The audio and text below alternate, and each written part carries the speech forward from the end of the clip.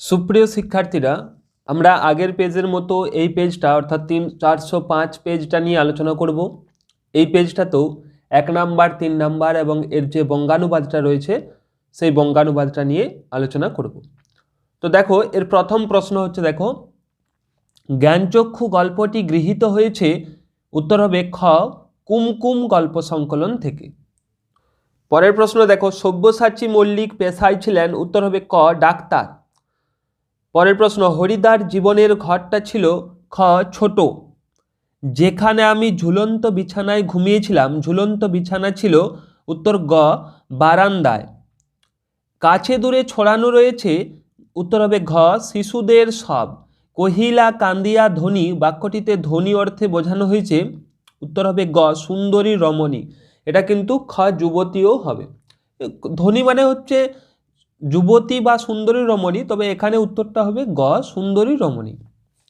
লাঠি তোমার দিন ফুরাইয়াছে লিখেছিলেন ক বঙ্কিমচন্দ্র। খাঁটি বাংলায় বিভক্তিশূন্য পদ কোনটি? খাঁটি বাংলায় বিভক্তিশূন্য পদ কোনটি? উত্তর হবে খ অব্যয় পদ বিভক্তিশূন্য থাকে। এছাড়াও সম্বোধন পদ, এই উত্তরটাও কিন্তু ভুল নয়। পলান্ন পদটির ব্যাস বাক্য হল পল মিশ্রিত অন্ন। গ পল মিশ্রিত অন্ন। শ্রীপ্রান্ত ছদ্মনামে লিখেছেন, উত্তর হবে খ নিখিল সরকার। গড়তে জানে সে চিরসুন্দর, রেখাঙ্কিত পদটি কোন সমাসের উদাহরণ? উত্তর হবে ক ব্যক্তি তৎপুরুষ। নিত্য সমাসের উদাহরণ, উত্তর হলো দেশান্তর। 4 খণ্ড রামায়ণ কপি করে একজন লেখক অষ্টাদশ শতকে পেয়েছিলেন, উত্তর হবে খ 7 টাকা। চাঁদমুখ সমাসবদ্ধ পদটি সমাস নির্ণয় করলে হয়, উত্তর হবে গ উপমিত কর্মধারয়। নির্দেশক নির্দেশ করে, কি নির্দেশ করে? উত্তর হবে খ বচন নির্দেশ করে। কাঁপিল লঙ্কা, লঙ্কা কোন কারক? লঙ্কা এটা হবে কর্মকারক। পঞ্চ আনন যার, পঞ্চানন যে সমাসের উদাহরণ? উত্তর হলো ক বহুব্রীহি সমাসের উদাহরণ। তাহলে এই হচ্ছে তোমাদের এমসিকিউ প্রশ্নের উত্তর। এরপর তোমরা পরের প্রশ্নের উত্তরগুলো দেখে নাও। প্রথম প্রশ্ন হচ্ছে, দেখো, গিরিশ মহাপাত্রর বুক পকেটে কি ছিল? উত্তর হচ্ছে বাঘ আঁকা রুমাল ছিল।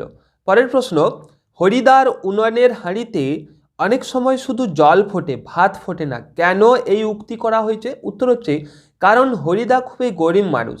হরিদা ইচ্ছে করলে কোনো অফিসের কাজ কিংবা দোকানের বিক্রিওয়ালার কাজ করতে পারতেন, কিন্তু ওই ধরনের কাজ হরিদার জীবনে পছন্দ নয়। একেবারে ঘড়ির কাঁটার সামনে সময় বেঁধে দিয়ে আর নিয়ম করে নিয়ে রোজেই একটা চাকরির কাজ করে যাওয়া হরিদার পক্ষে সম্ভব নয়, তাই এই উক্তিটি করা হয়েছে। এরপর পরের প্রশ্ন দেখো, কিন্তু শখ 16 আনাই বজায় আছে, কোন প্রসঙ্গে বক্তার উক্তি? উত্তর হচ্ছে, দেখো, নিমাইবাবু গিরিশ মহাপাত্রর বেশভূষার বাহার ও পারিপাট্যের প্রতি অপূর্ব দৃষ্টি আকর্ষণ করে উক্ত কথাটি বলেছিলেন। পরের প্রশ্ন, এ বিষয়ে সন্দেহ ছিল তপনের, কোন বিষয়ে তার সন্দেহ ছিল? উত্তর হচ্ছে, দেখো, লেখকরা যে তপনের বাবা, ছোট মামা বা মেজ কাকুর মতো মানুষ, এ বিষয়ে সন্দেহ ছিল তপনের। এরপর পরের প্রশ্ন দেখো, চিরচিহ্ন দিয়ে গেল তোমার অপমানিত ইতিহাসে। উত্তর হচ্ছে আফ্রিকার উপর সাম্রাজ্যবাদীদের নির্মম অত্যাচারে আফ্রিকার ইতিহাসকে অপমানে জর্জরিত করে তুলেছিল। এটাই হচ্ছে অপমানে ইতিহাসে জর্জরিত করার উত্তর। তারপরে দেখো, আমাদের পথ নেই, কোনো পথ না থাকার কারণ কি? উত্তর হলো আমরা অর্থাৎ সর্বহারা সাধারণ মানুষেরা সাম্রাজ্যবাদীদের আগ্রাসন এবং যুদ্ধবাজদের নির্যাতনে নিরাশ্রয় এবং মৃত্যুর মুখোমুখি দাঁড়িয়ে, তাই আমাদের বেঁচে থাকার পথ রুদ্ধ। এরপর পরের প্রশ্ন দেখো, জিজ্ঞাসিলা মহাবাহু বিস্ময় মানিয়া, মহাবাহুর বিস্মিত হওয়ার কারণ কি? উত্তর হচ্ছে, দেখো, ছদ্মবেশী দেবী লক্ষ্মীর কাছে বীরবাহুর মৃত্যুর সংবাদ শুনে মহাবাহু ইন্দ্রজিৎ বিস্মিত হয়েছিলেন। তার কারণ পূর্বে দুবার যুদ্ধে ইন্দ্রজিৎ রামচন্দ্রকে পরাজিত ও নিহত করেছিলেন। পরের প্রশ্ন দেখো, তারপর যুদ্ধ এলো, যুদ্ধে আসার ফল কি হয়েছিল? উত্তর হচ্ছে, দেখো, যুদ্ধ এসে খুন করল শিশু আর বাড়িগুলোকে। কবির জন্য প্রতীক্ষায় থাকা সেই মেয়েটির মৃত্যু হলো না। পরের প্রশ্ন দেখো, বিশ্বমায়ের আসন তারেই বিপুল বাহুর পর। বিশ্বমা বলতে কাকে বোঝানো হয়েছে? উত্তর হলো প্রলয় উল্লাস কবিতায় বিশ্বমা বলতে জগৎজননীর কথা বলা হয়েছে। আসলে ইনি হলেন ভারত মাতা। এরপর পরের প্রশ্ন হলো বাংলায় একটা কথা চালু ছিল, কথাটি কি? উত্তর হচ্ছে কালি নেই কলম নেই বলে আমি মুন্সি। পরের প্রশ্ন হয়তো ফিনিশিও আমি। ফিনিশিওরা কি দিয়ে কলম বানাতেন? উত্তর হবে হাড় দিয়ে। পরের প্রশ্ন পালক কেটে কলম তৈরির জন্য সাহেবরা যে যন্ত্রটি বের করেছিলেন সেটি কি? উত্তর হলো পেন্সিল শার্পনার। পরের প্রশ্ন দেখো কলমের দুনিয়ায় যা সত্যিকারের বিপ্লব ঘটায় তা ফাউন্টেন পেন। এই পেনের অপর নাম কি? উত্তর হচ্ছে রিজার্ভার পেন। এই হচ্ছে তোমাদের প্রশ্ন। এরপর আমরা যাব ব্যাকরণের প্রশ্নে। ব্যাকরণের প্রশ্নে প্রথম প্রশ্ন আছে দেখো সন্ধি সমাসের পার্থক্য। সন্ধি সমাস এইভাবে লিখে নেবে প্রথমে। এরপর দেখো সন্ধির দিকে বর্ণের সঙ্গে বর্ণের মিলন হয়, সমাসে পদের সঙ্গে পদের মিলন হয়। দুটো পয়েন্ট লিখতে বলেছে। পরেরটা হবে সন্ধিতে পদগুলির ক্রম অক্ষুণ্ণ থাকে আর সমাসে পদগুলির ক্রম অক্ষুণ্ণ থাকে না। এরপর পরের প্রশ্ন দেখো শূন্য বিভক্তি কাকে বলে উদাহরণ দাও। উত্তর হচ্ছে যে বিভক্তি শব্দের সঙ্গে বসে শব্দকে পদে পরিণত করে কিন্তু নিজে অপ্রকাশিত থাকে তাকে শূন্য বিভক্তি বলে। যেমন রাম ভাত খায়, আমি দেখো রামের নিচে দাগ দিয়েছি, এখানে দাগ দিয়ে বুঝিয়ে দিয়েছি যে এখানে কোনো বিভক্তি যুক্ত নেই। এর পরের প্রশ্ন দেখো শতাব্দী শব্দটির ব্যাসবাক্য সহ সমাস। উত্তর হচ্ছে শত অব্দের সমাহার দ্বিগু সমাস। পরের প্রশ্ন একটি সহযোগী কর্তার উদাহরণ দাও। উত্তর হচ্ছে মা মেয়েতে রান্না করছে। পরের প্রশ্ন সেই মিষ্টি বাড়ি সেই বারান্দা সমাস। মিষ্টি বাড়িটার সমাস বের করতে বলেছে। উত্তর হবে মিষ্টি যে বাড়ি। সাধারণ কর্মধারয় সমাস। পরের প্রশ্ন তির্যক বিভক্তি উদাহরণ দিয়ে বোঝাও। উত্তর হচ্ছে দেখো প্রথমে তির্যক বিভক্তি কাকে বলে লিখে নেবে। যে বিভক্তি একাধিক কারকে ব্যবহৃত হয় তাই হলো তির্যক বিভক্তি। যেমন উদাহরণ লিখেছি এতে, এরপর তোমাকে বোঝাতে হবে, উদাহরণ দিয়ে বোঝাতে হবে। আমি কিভাবে লিখেছি দেখে নাও তোমরা। দেখো প্রথমে কিভাবে লিখেছি দেখো বুলবুলিতে ধান খেয়েছে, এটা হলো কর্তৃকারকের উদাহরণ, অর্থাৎ দুটো কারকের উদাহরণ দিয়ে তোমাকে দেখাতে হবে। তারপরে লিখেছি দেখো বটিতে এত বড় মাছ কাটবো, ব্র্যাকেটে দেখো লিখেছি করণ কারক, অর্থাৎ দুটো কারকেই দেখো তে বিভক্তি আছে। এখানে তো আমি কি বোঝালাম দেখো যে কর্তৃকারক এবং করণ কারক দুটোতেই দেখো একই বিভক্তি ব্যবহার করা হচ্ছে। এভাবে তোমাদের এটা বোঝাতে হবে। পরের প্রশ্ন দেখো দিগম্বরের জটায় হাসে শিশু চাঁদের কর। উত্তর হবে কারক বিভক্তি, উত্তর হবে সম্বন্ধ পদে এর বিভক্তি। পরের প্রশ্ন বহুবচন নির্দেশকের উদাহরণ দাও। উত্তর হচ্ছে গুলি গুলো। পরের প্রশ্ন অপাদান কারকে অন্তঃস্থ বিভক্তির উদাহরণ। উত্তর হচ্ছে টাকায় সব হয়, টাকায় নিচে দাগ দিয়ে দেবে। পরের প্রশ্ন অধিকরণে বিপসার উদাহরণ দাও। উত্তর হচ্ছে গ্রামে গ্রামে জল নেই, এটা হচ্ছে অধিকরণে বিপসার উদাহরণ। এরপর আমরা যাব এর থেকে এই পেজটার থেকে যে গল্প থেকে এবং কবিতা থেকে যে 3 নম্বরের প্রশ্নগুলো রয়েছে সেই প্রশ্নের উত্তরগুলো। এই উত্তরগুলো তোমরা ঠিক এইভাবে লিখে তৈরি করে নেবে। দেখো তার থেকে দুঃখের কিছু নেই, তার থেকে অপমানের। কে কোন ঘটনায় দুঃখিত ও অপমানিত হয়েছিল? উত্তর হচ্ছে দেখো আশাপূর্ণা দেবীর জ্ঞানচক্ষু গল্পের প্রধান চরিত্র তপনের গল্পটা সন্ধ্যাতারা পত্রিকায় ছাপা হওয়ার পরে তপন যখন গল্পটি পড়ে তখন তপনের কাছে প্রত্যেকটা লাইন নতুন, আনকোড়া এবং অপরিচিত মনে হয়। কারণ তপনের মেসো গল্পটিকে একটু আধটু কারেকশনের নামে পুরো গল্পটাই কারেকশন করে দিয়ে নিজের পাকা হাতের কলমে লিখেছেন এবং লিখে তপনের নামে ছাপিয়ে দিয়েছেন। এই সব ঘটনায় তপন দুঃখিত ও অপমানিত হয়েছিল। তাহলে এই হচ্ছে তোমাদের প্রথম প্রশ্নের উত্তর। এরপর আমরা যাব দ্বিতীয় প্রশ্নের উত্তরে।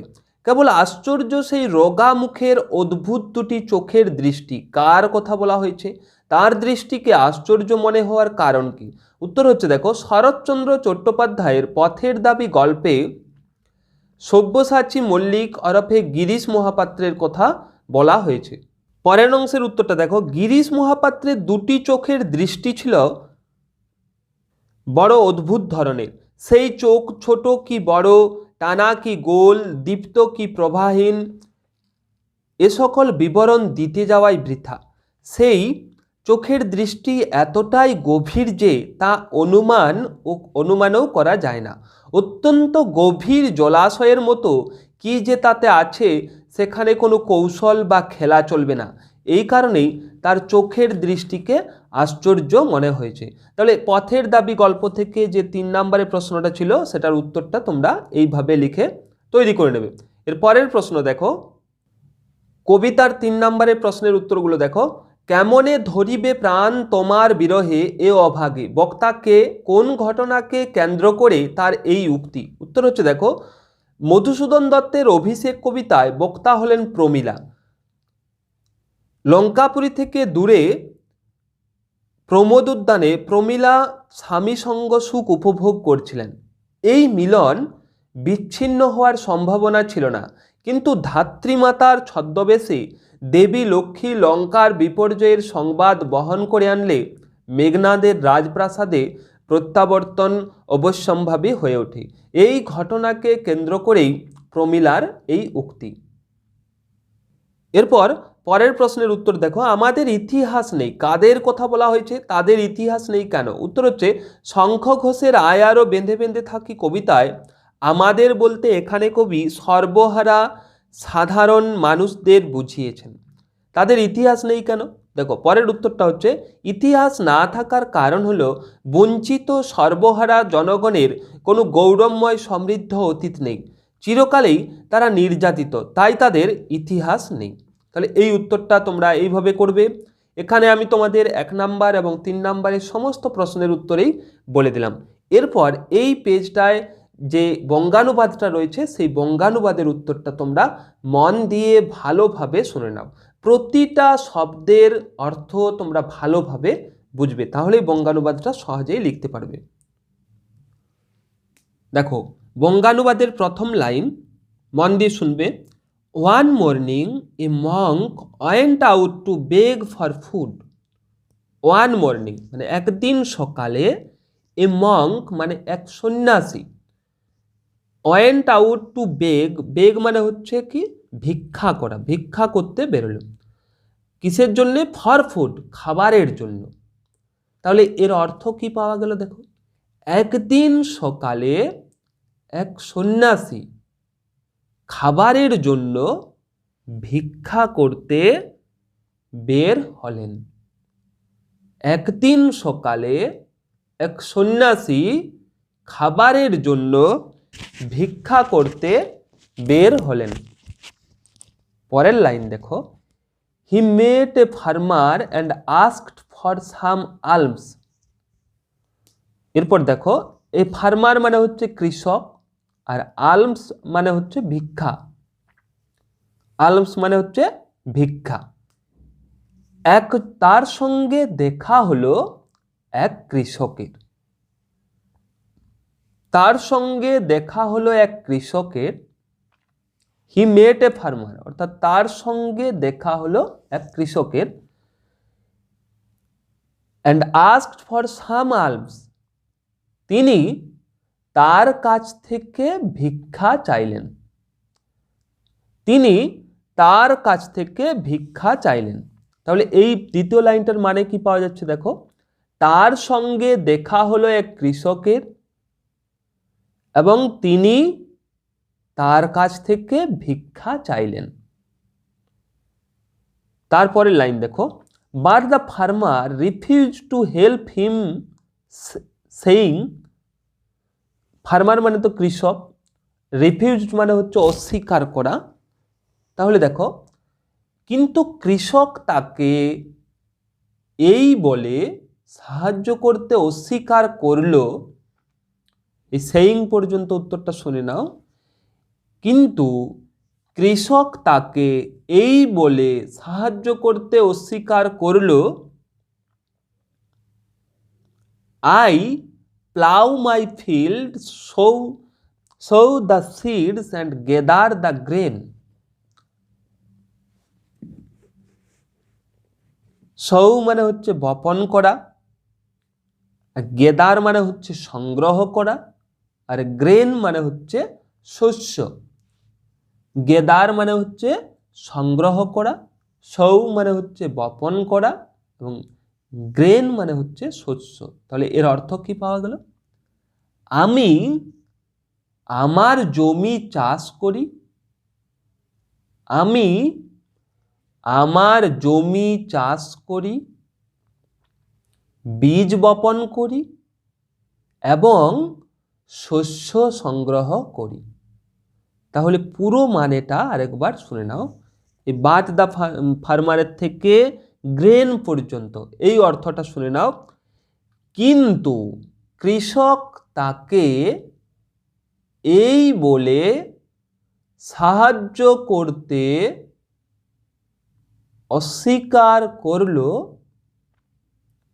আমি আমার জমি চাষ করি, বীজ বপন করি এবং শস্য সংগ্রহ করি।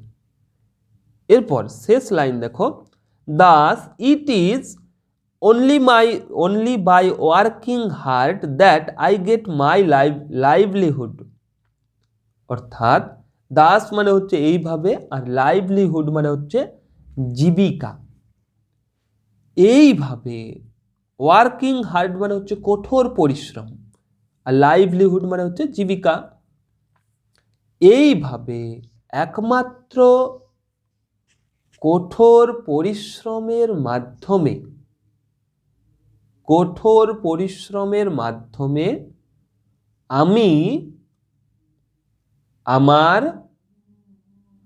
জীবিকা নির্বাহ করি।